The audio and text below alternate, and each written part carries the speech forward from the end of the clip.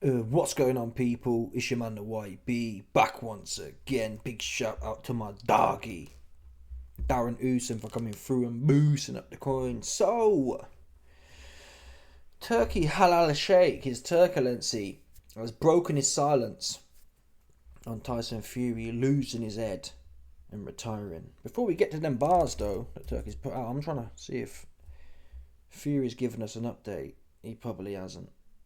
He hasn't. Okay. Bash. Here's the statement Turkey's put out. Tyson Fury losing his head. Turki Alalshikh has said he is planning to speak to Tyson Fury about his retirement and about him throwing his toys out the pram. First of all, this kind of decision must be made from the fighters. That's a generic bar there, people. They always say that. Oh, stop lying. It's funny, Spencer Brown, Tyson Fury's manager, he caught himself. He was like, no, I think you should fight again. You know, it needs to be the choice of the fighters. Stop playing, man. It's not like he had a really hard career. He fought a bunch of bums. It's what he did, right? What was he fought who's hard? Wow, come on, man. You saw Joseph Parker make easy work of that. He didn't even get knocked down. Stop playing. Turkey goes on. Of course, as a fan of boxing, I don't like it or his moody attitude. No, I'm joking. Turkey's probably saying here, as a boxing fan, he'd like to see Fury dig the pockets of the Saudi Public Investment Fund some more. He goes on, we want to see Tyson in more big fights, but I can understand his situation, which is what? He got punched up twice by a middleweight. That's his situation. And to me, in a way, it shows the mentality. When you're winning, yeah, and you're huffing and puffing, oh, no man born, oh man, oh. That's not really the true sign of a cliche champion. Oh, oh yes, oh, oh, oh. Yeah. The sign of a true champion is, I'm not saying AJ's not a true champion, man, but still, at least he's trying. AJ's trying to appear to be a true champion. He comes back. He's not always, oh, I'm retiring. Oh, some people say maybe he should stop digging the pockets, but still, I believe AJ's got mental problems or confidence issues, but it's not his fault, if that makes sense. He can't help himself but bottle it. But he's a try, if that makes sense. He's trying hard not to bottle it, but when you got the choke inside you, after double cheese Ruiz popped you in your head,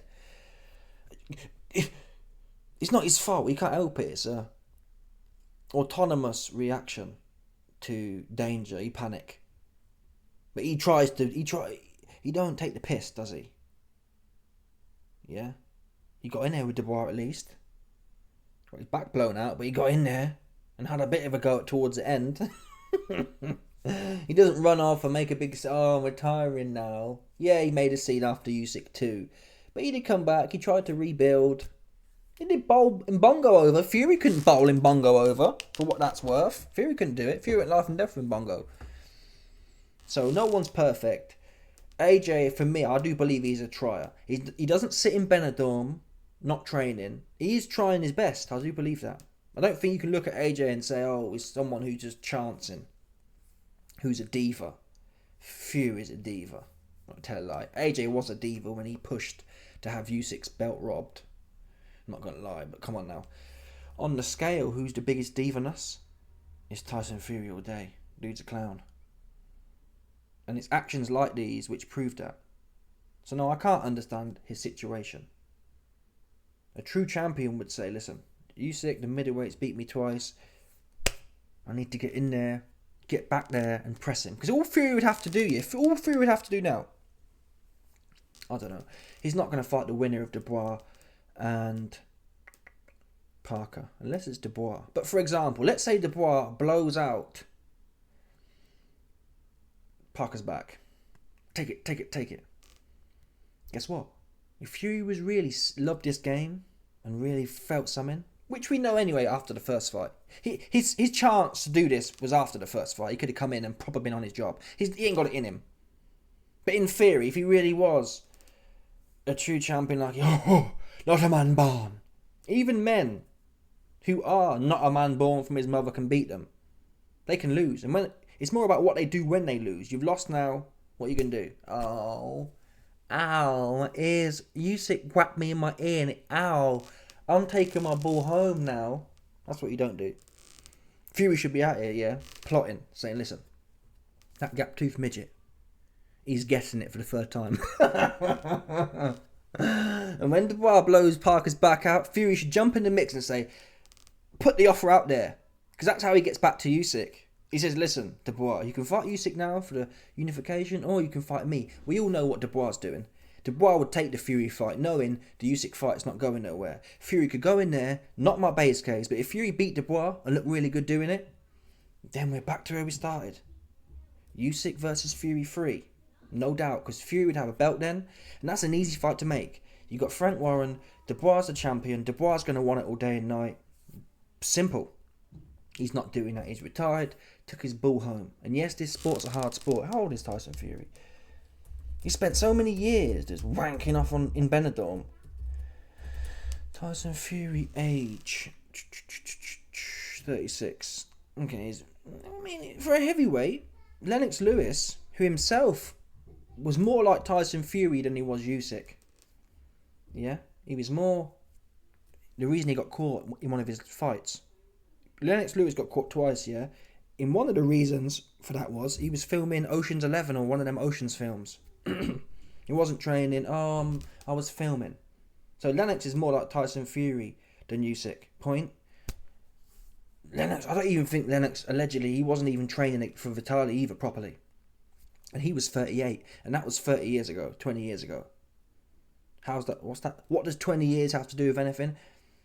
Science, not that Tyson Fury is into science, but it's well documented. Athletes today last a lot longer than they did 20 years ago.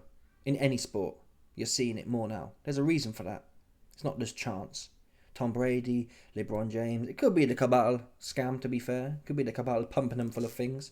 But taking that side out of it, it's probably because diet and whatever, whoop-de-whoop, physio, and all these bits. So if Lennox Lewis made it to 38, you ain't that old at 36. The argument is, well, YB, look at his legs, man. His legs are shot to bits.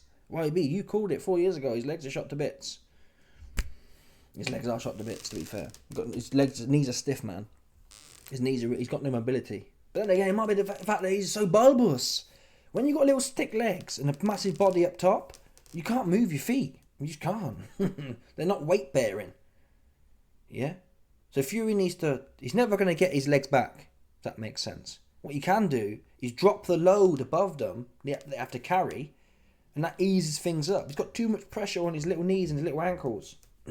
Your ankles don't grow, you know. When you dirty bulk and you put on 2 stone of blubber, your ankles don't increase by 20%. Your knees don't increase, so it's pure weight on there. And when you're 6'9" as well, lanky dudes, their legs go quick. That's well documented. Their joints go quick. Well documented. So he needs to cut the weight. Still have the same principle. Like the second fight more so. He needs to do more than the second fight. Go in there. Suck in. Gas for days. 250 pounds. Bone dry. He ain't going to be bone dry, but you get the point.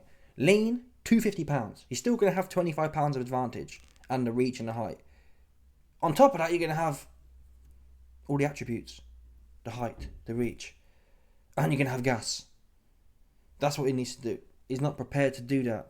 Yeah, let me tell you now. It's easy to go into a fight telling yourself, yeah, I'm going to eat loads and be big and strong. That's the fallacy. Oh, yes. I'm coming in for power. Fake news. Putting on dead. Ask Andy Ruiz. In fact, ask Jarrell Miller. Jarrell Miller came in like 350 on that narrative. It's something that... kind of McDonald's lovers love to tell themselves at night. Oh yeah, I'm bulking up to be stronger. Said no one ever. Jerome Miller was as slow and as goosed as I've ever seen him. This is a guy who's renowned for his cardio. He drops 30-40 pounds, gets in there with Andy Ruiz, he's got gas for days. Bottom line, Andy Ruiz, oh yeah, my speed, my movement, oh, he runny. My speed, my movement, with his big ass, gets in there plus 20-30 pounds and can't do nothing. His feet are slow as molasses. Do you understand? Yeah? Simple as that. He don't want to do that. He was always going to put weight on because that's the comfortable thing to do. Because who here can't put weight on? We could all do that. Oh yeah, I'll be bigger and stronger. Keep telling myself, oh, I'll be bigger and stronger this time. You'll be more goose as well after 8 rounds. You'll be knackered and hanging and clinging on to the middleweight. You need to match him. You need to match him more for speed and you need to match him more for cardio. You can be as big and strong as you want. If you ain't got no gas left, it's literally good for nothing. Being gassed gets rid of your power. Why? You can't even move your arm. You can't, never mind snap it quick. When you're knackered and you're heavy, yeah, not only can you not move your arm, you can't move it as quick. Or any time you do move your arm, it's going to be markedly slower. Speed kills. All that power rubbish, no good. Forget about it. These men are big enough now. How big do you need to be?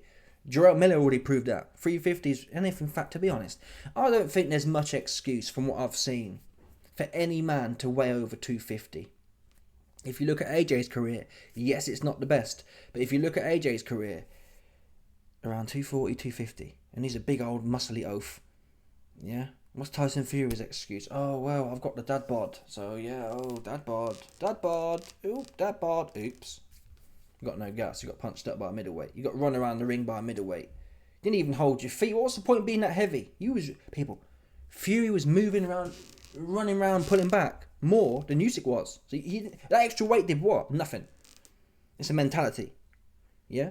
Being prepared to get stuck in is a mentality. It's not about how much weight you have on or don't have on. It's a mentality. He didn't have. And he won't ever have. I'm not even sure. He did have it. I've watched a Cunningham fight. He had it to some extent. The willingness to get into it. To get to the got-in. Yeah? He just don't have it. So I'm not even sure why he's sat here talking about this for 10 minutes. He ain't got it, even if he does come back Turkey. I hate to break it to you, man. Do we want to see him in more big fights? What for? Yeah, no, it has to be said. It wasn't a complete stinker against Usyk. It had some people... Oh, it's the fight of the century. I hate to break it to you, yeah? 1 and 2. From Usyk's point of view, being a cruiserweight, it might be a fight of the century from his perspective. But from a heavyweight clash, normally fights of the century is like... 2 proper... wicked people come together and it's a wicked fight. Both fights were stinkers. Because one man didn't turn up.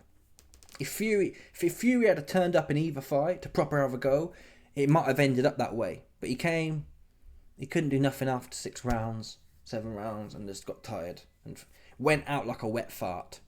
That's how he went. Seriously, in both fights. He went out like a wet fart. He didn't go out like a bare knuckle Yippo King. He didn't go out like, oh, not a man born from his mother. Not a man born. He didn't go out like that. He went out sad and crying and rubbing his ear and taking his ball home. Ouch. Ow, he hit me on my ear. That was hard. I'm going home, Turkey. I'm going home, Usyk, he said. That's what he said. You heard it on the video. Oh, I'm retiring now because he hit me so hard on my ear, it really hurts. Corny ass dude, man. Big for nothing looking ass oaf. That's what he is. Big for nothing. What's he big for? No one can tell me. Same as AJ at the time. What was he big for? Dubois too. Why you give Usyk his credit? Okay. Okay then. We'll give him credit if you want. I've never seen dudes so useless being that big. That's what I haven't seen before. Not even having a go. No one can stop you from having a go, people. That's one thing Usyk can never take from any of these men. You have to submit to him. Right? Chisora was the only one who I saw having a go, and Chisora's super limited, really crude, and he's old as well at that point. 60 in donkey years, as Dillian White would say. Yeah? If you accept the premise that Derek Chisora's a donkey, he's 60 years old in donkey years. He's not 40 like they say he is. He's had a hard career, proper hard. Getting his head punched in by everyone, essentially. Right? That's the truth. I salute him for it. For what that's worth.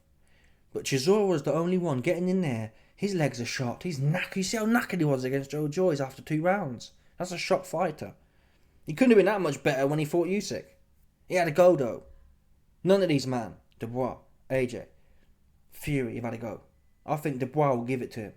Will it be enough? Will it not be enough? My monies are fixing to find out. Because there's crazy odds right now on Dubois versus Usyk. You've got basically 3.5 to 1 for Dubois. You man are bugging. If you think I'm not all over that like a rush. You lost your damn mind. Dubois gonna go in there, man. Too big, too strong. He's gonna go in there like this, sucked in, tight, stick it all over him. Wear his legs out. He'll do nothing. Can't punch. You got to be able to punch. In my opinion, in the heavyweight division, you got to be able to punch. Yeah, you got to. Anyway, Turki goes on. You don't know this kind of decision can be changed by time. Yeah, Turki knows the deal. Fury's going to be back. He'll get bored. That's what will happen with Fury. Fury likes... Not tell you, he doesn't like fighting. He likes the big game. Yeah, he likes saying... Oh, yeah. Ho, ho. He likes the song and the dance. I've seen no evidence since really Wilder 2. Maybe Wilder 3. You can give him some credit for Wilder 3. I don't think he was having fun in there. Wilder 2... Even Wilder 1, I could see it had some fire in his eye. He gets put down, almost knocked out, and he comes back and has his best round. So Wilder 1, Wilder 2. Wilder 3, he got through that. I didn't see the light in his eye, though. That might have been the fight where he thought, getting a bit long in the tooth now, this whole boxing shtick. After Wilder 2, who did he fight? Was it straight to Mbongo? And even that fight, that's what I'm saying. Mbongo puts him down. And he's just cacking his pants. Didn't want to get in there. Not to Mike Tyson, Fury, box rec. So I've just typed in Luke McGuinness box rec. Let's see what Luke McGuinness did after Wilder 3. Okay, no, he did fight Dillian White. But again, I've got to be honest, watch that fight back. Dillian White, yeah. That fight stunk the place out. Seriously. It's one of the worst heavyweight fights I've watched. It was a proper stinker. Seriously. Yeah, he got the KO, which saved it. And I even said this at the time. He got the KO, which saved the fight for him. But at that point, it stunk. He was backpedaling. And Dillian White's super crude. He's like some percentage improvement on Derek Chisora. He drops his hand to his leg and bowls it over. He's super crude. It's not like... I'd have expected if Tyson Fury was what he cracked up to be, and or if Tyson Fury had anything left, I'd have expected more of like a Crawford versus Spence type shtick, where you're just piecing him up. When you've got that amount of range and that amount of height and the better footwork, and look at how heavy Dillian White's feet are and how wide his shots are, Fury really should have been just popping him everywhere. He wasn't. He was backpedaling, faffing, didn't do nothing. Proper stinker that fight. So it's evident here, really, after Wilder 3.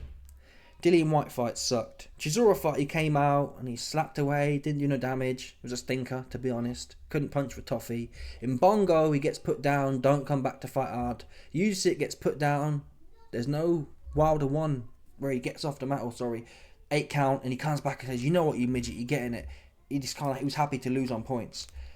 Usyk 2, same situation. He was more than happy. His trainer was begging him, get in, go on Tyson now. It's time to go now. There is no tomorrow. And he didn't want to go. So he's finished, psychologically. Where he's not finished, as we all know, is digging pocket. But listen, we are the boxing unwashed masses and we'll take it. Is it, if I had to pick here, should he fight or should he not fight? We'll take it, man. You know what I'm saying? If we get one of these fights, AJ or Fury, every month, if that makes sense, it's another event, end of the day, to titillate the unwashed masses. So we'll take it, of course. I agree with Turki. It'd be wrong for me to say, I'll be lying, if I said, yeah, get rid of this guy, I never want to see him again. I'll take it. It's better than watching EastEnders on a Saturday night or whatever they have on, right? It'll do. But the competitive nature of it, maybe the AJ fight would be the one to bring it out of him, though. It's a bit different when you've got a proper grudge match and it's a UK, the battle of the biggest bum of Britain. If he's ever going to rekindle anything, right, let's say AJ puts him down. If he's ever going to get up and say, I've got to go now, it'll be then. Both men are the same situation, really. Both men have been a bit gun-shy, if we're honest. Lackluster, I'd call it. That will be the fight where... Well, it'll be the last fight anyway, to be honest. There's nothing else after that. So maybe Fury will just think, oh, I'm out of here. Turki goes on, you don't know if this kind of decision can be changed by time. I will support him and discuss it with him. I will leave him for some time with his family, then we can discuss it. That's probably the smart thing to do in a few months. Especially when a lot of boxers, like most people, when you see other people doing it, you see other people in the lights. You see Dubois in the lights, you see Usyk in the lights, and you're sitting there at home, or you're sitting there in Benidorm. That Benidorm shtick, yeah. Flying out to Benidorm and spending 6 months of your time there is one thing.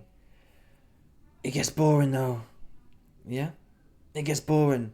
It's all fun and games starting out. Oh yeah, let's go Benidorm. Oi oi. Let's call Dan the man Kinahan. Get Dan Kinahan over here for the packet. Oi, who's got the booze? Who's got the moody Yippo hooch? Who's got the moody Yippo moonshine? Bash, ba ba bash. Yeah, that lasts for a while, gives you a bit of a buzz.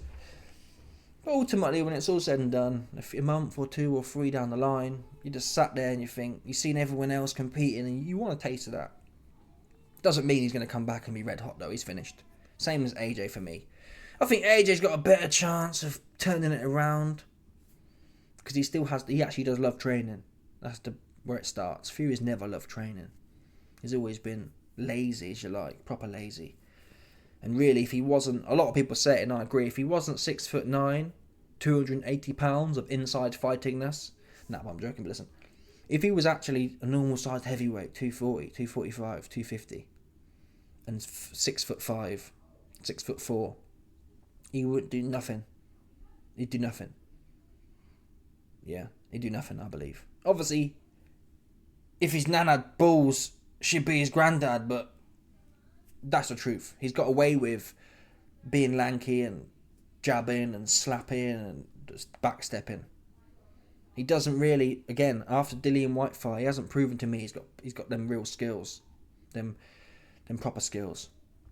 Name me a fight he showed them against the basketball player. His best fight's against the basketball player.